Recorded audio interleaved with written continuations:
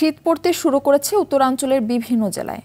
উত্তরের জনপদ দিনাজপুরে মধ্যরাত থেকে সকাল পর্যন্ত ঘন কুয়াশায় ঢেকে থাকছে চারপাশ। হেডলাইট জ্বালিয়ে ধীরগতিতে চলছে সকল প্রকার যানবাহন। সকালে দিনাজপুরে সর্বনিম্ন তাপমাত্রা রেকর্ড করা হয়েছে 14.1 ডিগ্রি সেলসিয়াস। পঞ্চগড়ে প্রকৃতিতে নেমেছে শীত। সকালে ঘন কুয়াশায় ঢেকে থাকছে চারদিক। আর কুয়াশা উপেক্ষা করে বের হওয়া নিম্ন আয়ের মানুষ কিছুটা বিপাকে পড়েছেন। চুয়াডাঙ্গায় কুয়াশায় ঢেকে থাকছে চারপাশ। এবার একটু আগে শীতের আমেজ দেখা যাচ্ছে এই জেলায়। ভোর 6টায় চুয়াডাঙ্গার সর্বনিম্ন তাপমাত্রা রেকর্ড করা হয়েছে 15.8 ডিগ্রি সেলসিয়াস। কুড়িগ্রামেও কমছে তাপমাত্রা। সারা রাত বৃষ্টির মতো শিশির ঝরে পড়ছে। এতে ব্যাহত হচ্ছে স্বাভাবিক কাজকর্ম।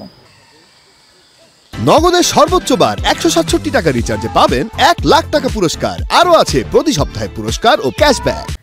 দর্শক, এ বিষয়ে আরো জানাতে কুড়িগ্রাম থেকে আমাদের সঙ্গে সরাসরি যুক্ত হচ্ছেন সহকর্মী আব্দুল কুদ্দুস চঞ্চল।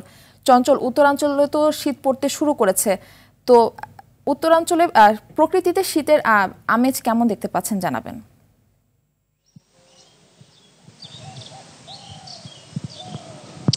আপনাকে জানিয়ে রাখছি যে এখন পর্যন্ত কিন্তু কুয়াশার রেশ কাটেনি কুড়িগ্রামে, যদিও সূর্য কিছুটা উঁকি দিচ্ছে কুয়াশা ভেদ করে। তো আজকে কিন্তু কুড়িগ্রাম জেলার সর্বনিম্ন তাপমাত্রা রেকর্ড করা হয়েছে 16.8 ডিগ্রি সেলসিয়াস। তো কুয়াশা যেটি থাকছে মধ্যরাত থেকে সকাল 9টা 9:30 পর্যন্ত কিন্তু প্রচন্ড ঘন কুয়াশা থাকছে। আপনাকে যদি একটু দেখাতে চাই যে এখন পর্যন্ত কিন্তু কুয়াশার রেশ কিন্তু কাটেনি।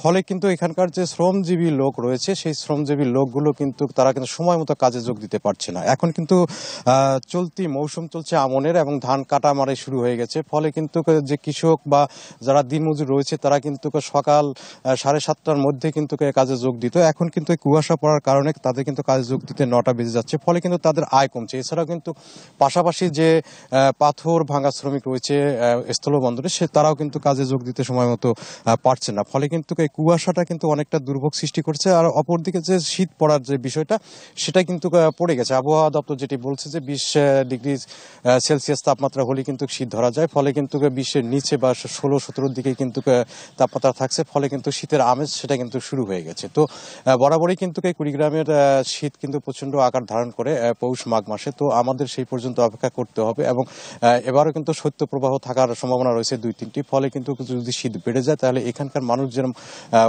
প্রতি বছর যেরকম শীতে কষ্ট করে, তো এবারও কিন্তু সেই রকম শীতে কষ্ট করার সম্ভাবনা রয়েছে। তো এই ছিল আমার কাছে কুড়িগ্রামের শীত নিয়ে সর্বশেষ খবরাখবর।